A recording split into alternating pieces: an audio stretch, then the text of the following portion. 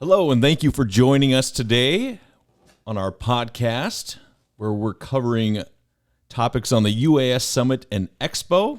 It's taking place October 13th through the 14th at the Alerus Center in Grand Forks, North Dakota. My name is John Nelson. I'm the Vice President of Operations at UAS Magazine and BBI International. And today we are joined by Erin Roesler. She's the UAS Standards and Policy Manager for the Northern Plains UAS Test Site, and she is on a panel titled "For Drones to Work in the Air, Get Buy-in on the Ground." So thanks for joining us, Erin. We appreciate you being here. Yeah, no problem. Glad to be here. So one of the questions we wanted to ask you first and foremost is, can you explain a little bit about your role within the UAS industry and what you do specifically? Yeah, so Standards and Policy Manager can't get much more vague than that. But what it effectively means is with our role here at the test site, so the Northern Plains UAS Test Site, we're one of the 7 test sites across the nation, and we really strive to take operators, whether that be a commercial client or a large government agency, and help them get beyond to the next set of UAS operations. I always say that you have this, Part 107 box. Here's what you can do within the rules today. Mm-hmm. Our role as a test site is really to help you get beyond that box. Some people aren't even in the box to begin with, right? You have a predator or right. something large, mm-hmm. a whole other set of rules. And so we really work with all our clients to help them achieve those goals. And so our expertise is really in the regulatory environment and pushing beyond what is currently permissible today. Great. So bringing it back to standards and policy then, my role is really to sit on a bunch of what we call volunteer industry standards committees. These industry standards committees develop standards that are then utilized by industry as well as regulatory bodies. So in the U.S., the FAA.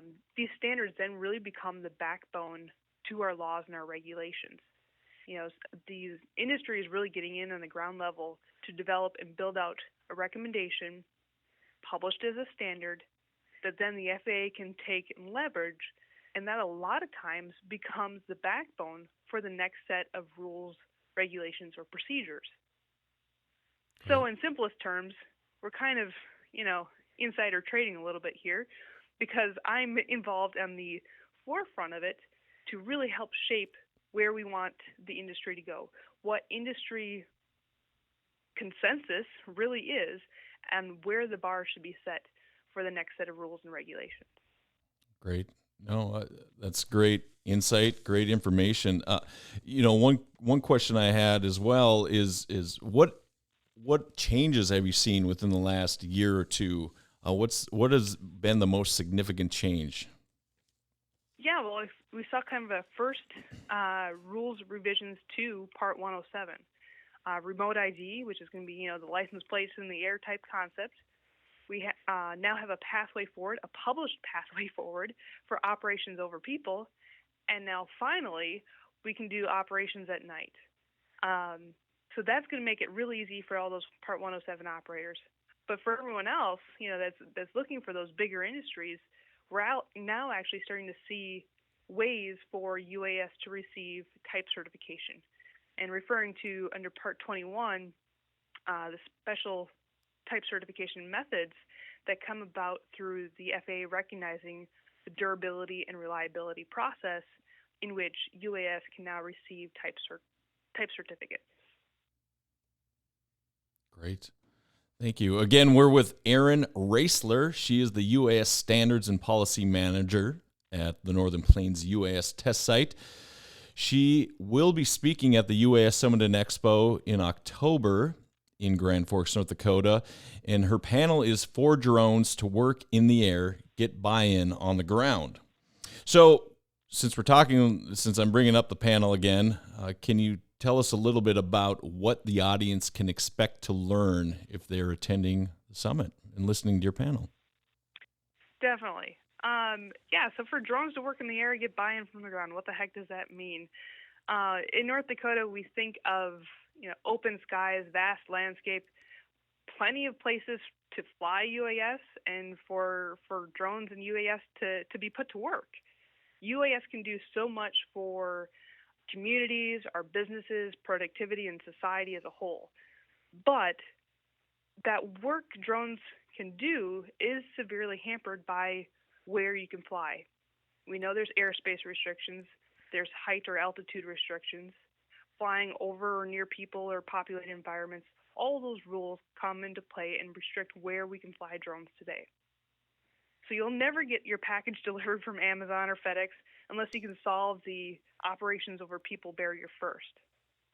Ultimately, it ends at, how can I trust that thing that's flying over me to deliver this package? And to the UAS operator or the pilot, how can I show that my flight is safe? So the panel is really discussing that. You kind of are going to have three different perspectives. One, myself from kind of the FAA rules perspective of what is the regulatory pathway forward in order to achieve operations over people. It's kind of difficult to comply with. It's not a really cut, clear path. Do I need a parachute on board? Do I need other mitigations? What do I need to do to get this approval? We're also bringing in the perspective of a UAS operator. So someone that flies and pilots UAS, what does it mean to their business and to their operations to have that approval? What else can they do now that they can routinely conduct operations over or near people? How has that expanded their business? And the third perspective we're really bringing to the table is the perspective of the benefactor. The fact that someone has hired a business that can now operate over people, they're not the UAS operator, but what additional service do they receive now that maybe that UAS pilot can fly closer to their surveillance site or can fly along a roadway to inspect a bridge a little bit more closely to ensure that there's no cracks in the infrastructure, whatever that may be, right? That really changes the whole dynamic of the environment when you can operate over people. And we'll be talking about and discussing all three of those perspectives. All right. Well, that was a great overview. I appreciate the detail. And again, we're with Erin Roesler. She's the UAS Standards and Policy Manager at the Northern Plains UAS Test Site. And I understand we also have Trevor Woods. He'll be moderating that panel. So you've got a really well-rounded panel where you're going to get a lot of perspectives on this. So we're excited to hear about it and see it happen at the UAS Summit in October. And one last question, Erin, I'd like to ask people when we do these podcasts is, if you're visiting, and we need your recommendation here, but if you're visiting Grand Forks from out of town or out of state, what is one restaurant you would recommend? Oh, I think I might have to have two recommendations. Okay, we can do that. Yes. So if you're visiting town and you're looking for a change up, especially from that provided hotel breakfast, I would recommend Darcy's Cafe. Ooh, little small diner. I like that. Delicious comfort foods. I'd recommend any of their specialty pancakes. I think they had some Oreo pancakes last week. So. Oh man, really that's a good choice. We don't typically hear that one. Very good. But for dinner, I would definitely say Helix. Again, can't pass up a good glass of wine. Helix Wine Bar. It's a wine bar. Menu. We frequent Helix, so yeah, I agree with you. Those are great choices. Nice work. Again, Erin Roesler, thank you for joining us on our podcast. We look forward to hearing you speak at the UAS Summit Expo, October 13th through the 14th. Again, for everyone tuning in, we appreciate that. Appreciate you being here as well, and hope you can join us at the UAS Summit. Thank you. Thank you.